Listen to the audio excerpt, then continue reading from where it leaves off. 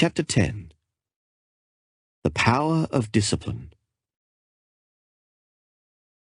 Sure I am that this day we are masters of our fate, that the task which has been set before us is not above our strengths, that its pangs and toils are not beyond my endurance. As long as we have faith in our own cause and an unconquerable will to win, victory will not be denied us. Winston Churchill. Julian continued to use Yogi Raman's mystical fable as the cornerstone for the wisdom he was sharing with me. I had learned of the garden within my mind, a storehouse of power and potential. Through the symbol of the lighthouse, I had learned of the overriding importance of a definite purpose in life and the effectiveness of goal setting. By the example of the 9-foot-tall, 900-pound Japanese sumo wrestler, I had received instruction on the timeless concept of Kaizen and the bountiful benefits that self-mastery would bring. Little did I know that the best was still to come. You will recall that our friend the sumo wrestler was stark naked. Except for the pink wire cable covering his private parts, I interjected gamely. Right, applauded Julian. The pink wire cable will serve to remind you of the power of self-control and discipline in building a richer, happier, and more enlightened life. My teachers in Sivana were undoubtedly the most healthy, contented, and serene people I have ever met. They were also the most disciplined. These sages taught me that the virtue of self-discipline was like a wire cable. Have you ever really taken the time to study a wire cable, John? It hasn't been high on my priority list, I confessed with a quick grin. Well, have a look at one sometime. You will see that it consists of many thin, tiny wires placed one on top of the other. Alone, each one is flimsy and weak, but together, their sum is much greater than their constituent parts, and the cable becomes tougher than iron. Self-control and willpower are similar to this. To build a will of iron, it is essential to take small, tiny acts in tribute to the virtue of personal discipline.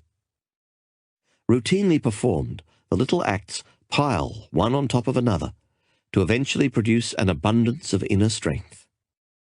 Perhaps the old African proverb says it best. When spider webs unite, they tie up a lion. When you liberate your willpower, you become the master of your personal world. When you continually practice the ancient art of self-government, there will be no hurdle too high for you to overcome, no challenge too tough for you to surmount, and no crisis too hot for you to cool down. Self-discipline will provide you with the mental reserves required to persevere when life throws you one of its little curves. I must also alert you to the fact that the lack of willpower is a mental disease, Julian added surprisingly. If you suffer from this weakness, make it a priority to stamp it out quickly. An abundance of willpower and discipline is one of the chief attributes of all those with strong characters and wonderful lives. Willpower allows you to do what you said you would do, when you said you would do it. It is willpower that allows you to get up at 5 in the morning, to cultivate your mind through meditation, or to feed your spirit by a walk in the woods when a cozy bed beckons you on a cold winter's day. It is willpower that allows you to hold your tongue when a less actualized person insults you or does something you disagree with. It is willpower that pushes your dreams forward when the odds appear to be insurmountable. It is willpower that offers you the inner power to keep your commitments to others, and perhaps even more importantly, to yourself. Is it really that important? Most certainly, my friend. It is the essential virtue of every person who has created a life rich with passion, possibility, and peace. Julian then reached into his robe and pulled out a shiny silver locket, the kind you might see in a museum exhibit on ancient Egypt. You shouldn't have, I joked. The sages of Sivana gave this gift to me on my last evening with them. It was a joyous, loving celebration between members of a family who lived life to the fullest. It was one of the greatest and saddest nights of my life. I didn't want to leave the nirvana of Sivana. It was my sanctuary, an oasis of all that was good in this world. The sages had become my spiritual brothers and sisters. I left part of myself high in the Himalayas that evening, Julian said, his voice growing soft. What are the words engraved on the locket? Here, I'll read them to you. Never forget them, John. They have really helped me when times got tough. I pray that they also bathe you in comfort during times of difficulty. They say, through the steel of discipline, you will forge a character rich with courage and peace. Through the virtue of will, you are destined to rise to life's highest ideal and live within a heavenly mansion filled with all that is good, joyful, and vital. Without them, you are lost like a mariner without a compass, one who eventually sinks with his ship. I have never really thought about the importance of self-control, although there have been many times I've wished I had more discipline, I admitted. Are you saying that I can actually build discipline, the way my teenage son builds his biceps at the local gym? The analogy is an excellent one. You condition your willpower just as your son conditions his body at the gym. Anyone, no matter how weak or lethargic they might currently be, can grow disciplined within a relatively short time. Mahatma Gandhi is a good example. When most people think of this modern-day saint, they remember a man who could go weeks without food in the pursuit of his cause, and endure tremendous pain for the sake of his convictions.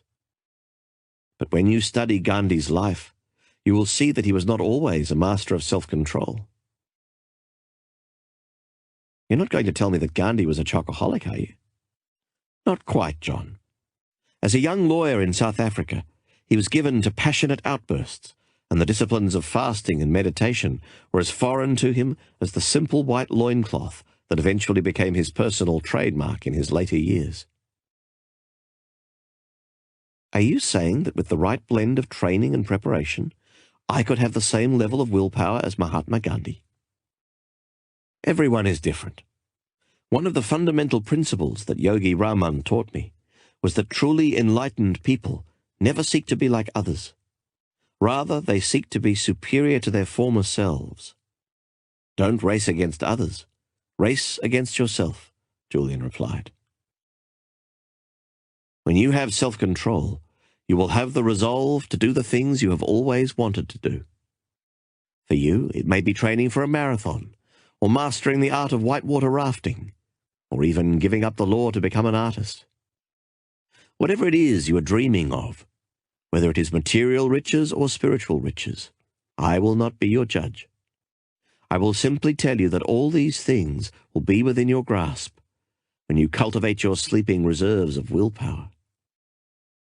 Julian added, building self-control and discipline into your life will also bring you a tremendous sense of freedom. This alone will change things. What do you mean? Most people have liberty. They can go where they want and do the things they feel like doing. But most people are also slaves to their impulses. They have grown reactive rather than proactive, meaning that they are like sea foam pounding against a rocky shore, going in whatever direction the tide might take them. If they are spending time with their families and someone from work calls with a crisis, they hit the ground running, never stopping to think which activity is more vital to their overall well-being and to their life's purpose. So, after all I have observed in my life, both here in the West and in the East, I say that such people have liberty but lack freedom. They lack a key ingredient to a meaningful, enlightened life: the freedom to see the forest beyond the trees, the freedom to choose what is right over what seems pressing. I couldn't help but agree with Julian. Sure, I had little to complain about. I had a great family, a cozy home, and a bustling law practice.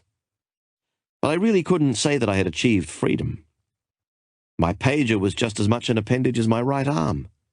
I was always on the run. I never seemed to have the time to communicate deeply with Jenny.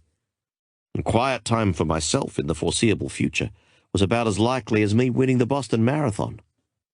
The more I thought about it, the more I realized that I had probably never even tasted the nectar of true boundless freedom when I was younger. I guess I really was a slave to my weaker impulses. I always did what everyone else told me I should be doing. And building willpower will offer me more freedom? Freedom is like a house. You build it brick by brick. The first brick you should lay is willpower. This quality inspires you to do what is right in any given moment. It gives you the energy to act with courage. It gives you the control to live the life you have imagined, rather than accepting the life that you have. Julian also noted the many practical benefits that the cultivation of discipline would bring. Believe it or not, developing the power of your own will can erase the worry habit, keep you healthy, and give you far more energy than you have ever had. You see, John, self-control is really nothing more than mind control. Will is the king of mental powers. When you master your mind, you master your life. Mental mastery starts with being able to control every thought that you think. When you have developed the ability to discard all weak thoughts and focus only on those that are positive and good actions will follow. Soon you will start attracting all that is positive and good into your life. Here's an example. Let's say one of your personal development goals is to get up every morning at 6 a.m. and go for a run around that park behind your place. Let's pretend it is now the middle of winter, and your alarm wakes you from a deep, restful sleep. Your first impulse is to hit the snooze button and return to your slumber. Perhaps you will live up to your exercise resolution tomorrow. This pattern continues for a few days, until you decide that you are too old to change your ways, and the physical fitness goal was too unrealistic. You know me too well, I offered sincerely.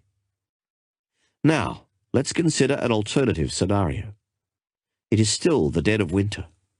The alarm goes off, and you start to think of staying in bed. But instead of being a slave to your habits, you challenge them with more powerful thoughts. You start to picture in your mind's eye how you will look, feel, and act when you are in peak physical shape. You hear the many compliments your colleagues at the office offer you as you saunter past them with a svelte, trim physique. You focus on all that you can accomplish with the increased energy a regular exercise program will bring. No more nights spent in front of the television because you are too tired to do anything else after your long day in court. Your days are filled with vitality, enthusiasm, and meaning. But say I do this, and I still feel like going back to sleep rather than going running. Initially, for the first few days, it will be a little difficult, and you will feel like going back to your old habits. But Yogi Raman believed very strongly in one timeless principle in particular. Positive always overcomes negative. So if you continue to wage war against the weaker thoughts that might have silently crept into the palace of your mind over the years, eventually they will see that they are unwanted and leave like visitors who know they are not welcome. You mean to tell me that thoughts are physical things? Yes, and they are fully in your control. It is just as easy to think positive thoughts as it is to think negative ones.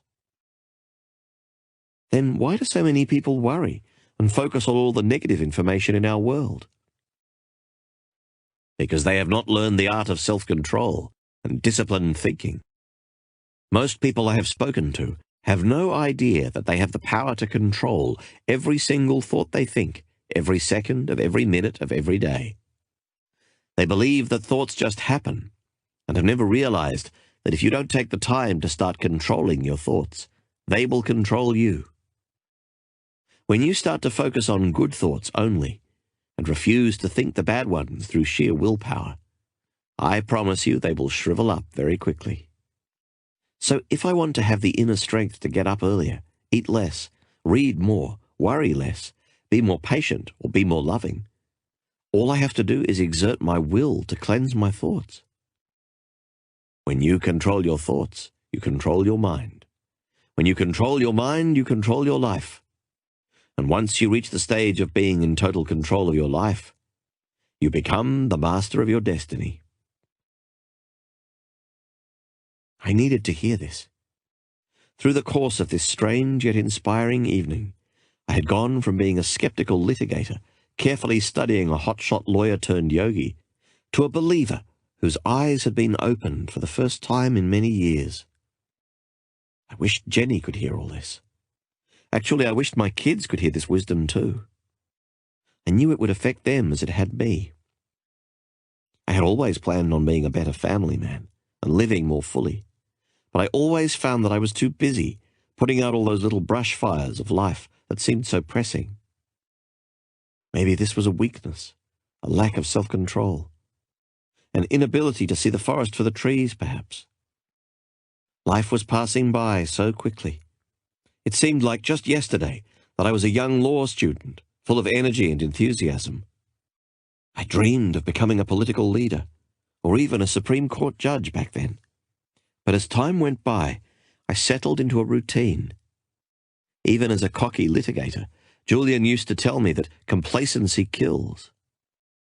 The more I thought about it, the more I realized that I had lost my hunger. This wasn't a hunger for a bigger house or a faster car. This was a far deeper hunger. A hunger for living with more meaning, with more festivity, and more satisfaction.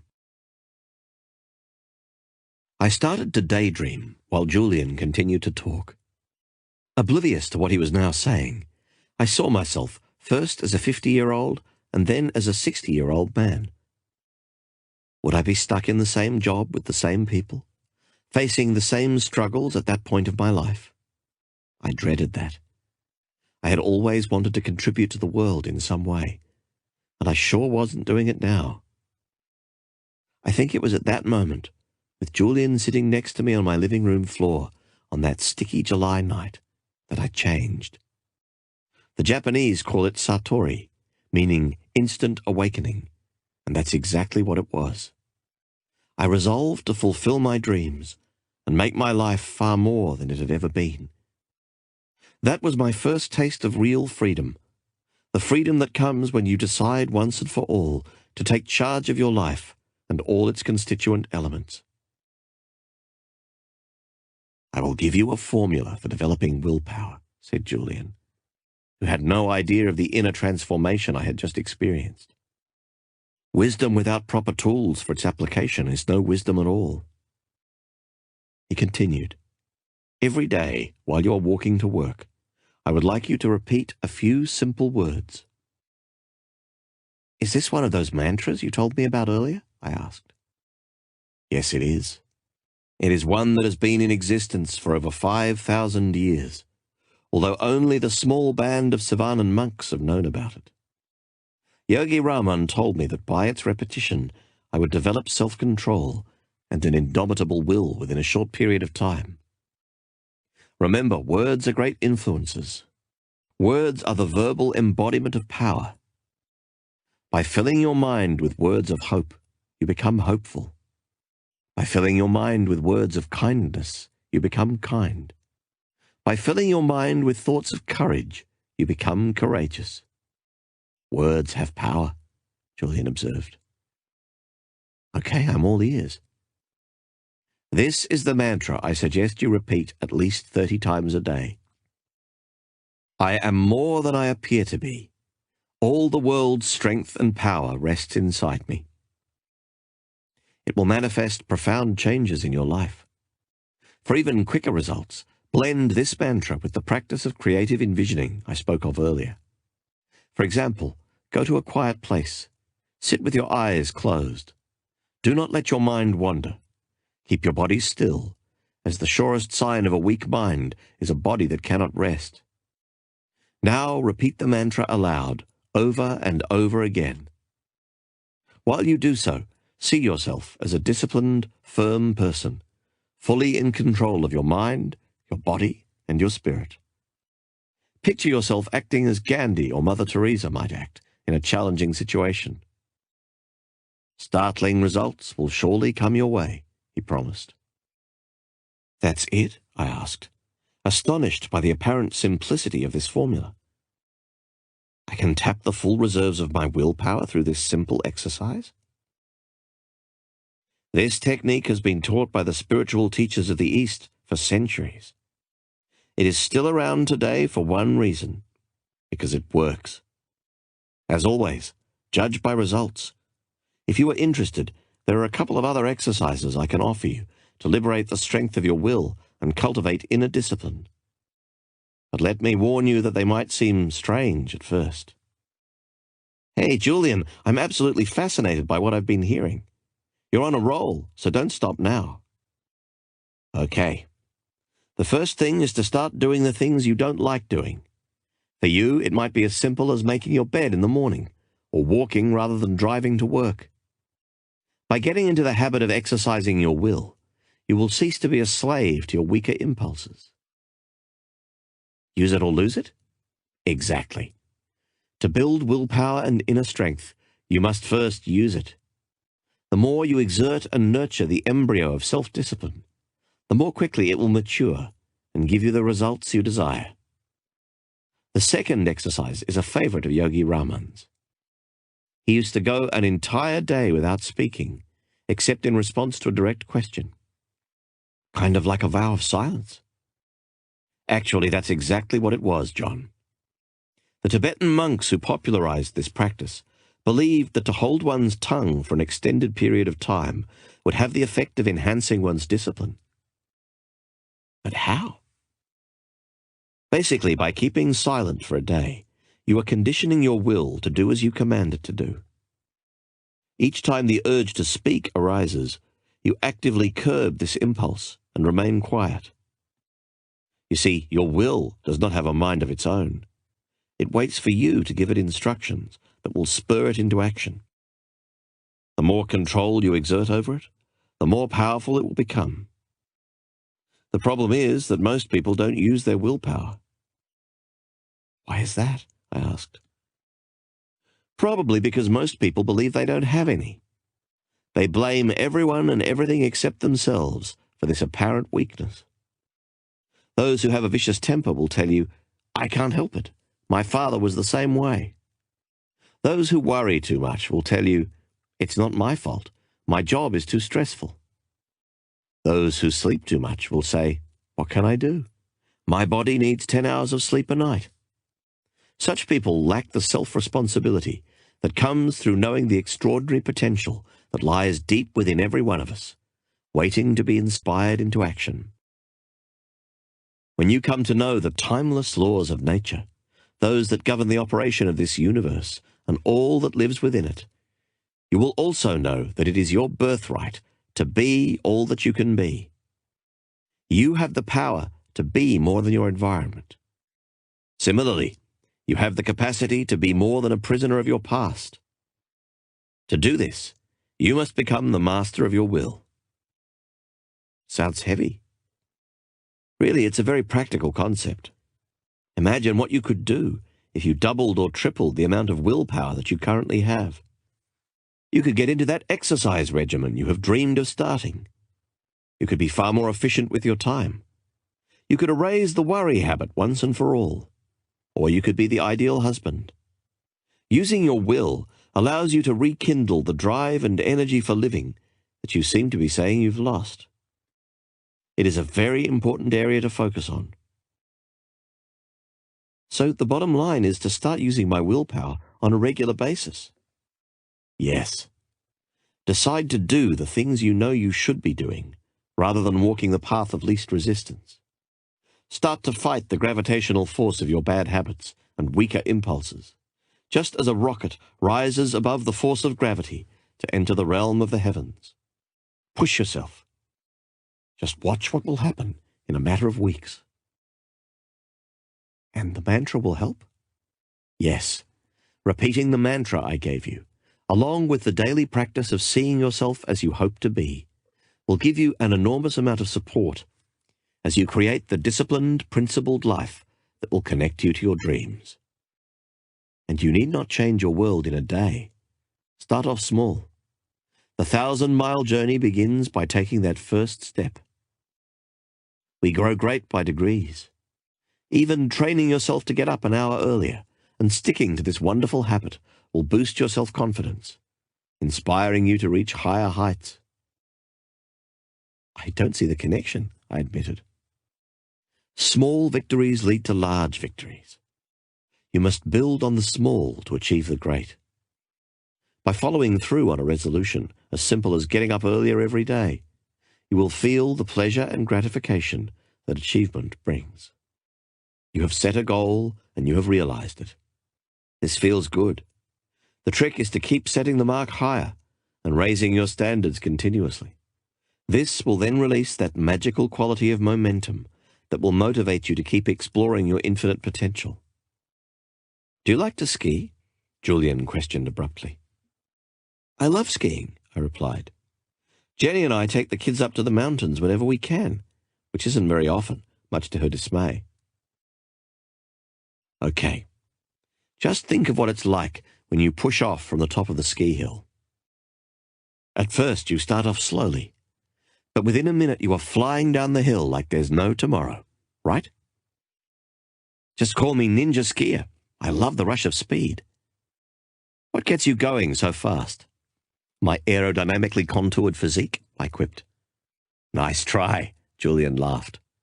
Momentum is the answer I'm looking for. Momentum is also the secret ingredient to building self-discipline.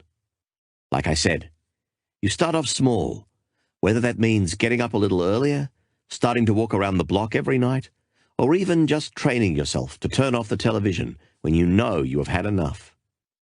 These small victories create the momentum that excites you to take larger steps along the path to your highest self. Soon you are doing things that you never knew you were capable of doing, with a vigor and energy that you never thought you had. It's a delightful process, John. It really is. And the pink wire cable in Yogi Raman's magical fable will always remind you of the power of your will. Just as Julian finished revealing his thoughts on the subject of discipline, I noticed the first rays of the sun peeking into the living room, pushing away the darkness like a child pushes away an unwanted bed cover. This will be a great day, I thought. The first day of the rest of my life.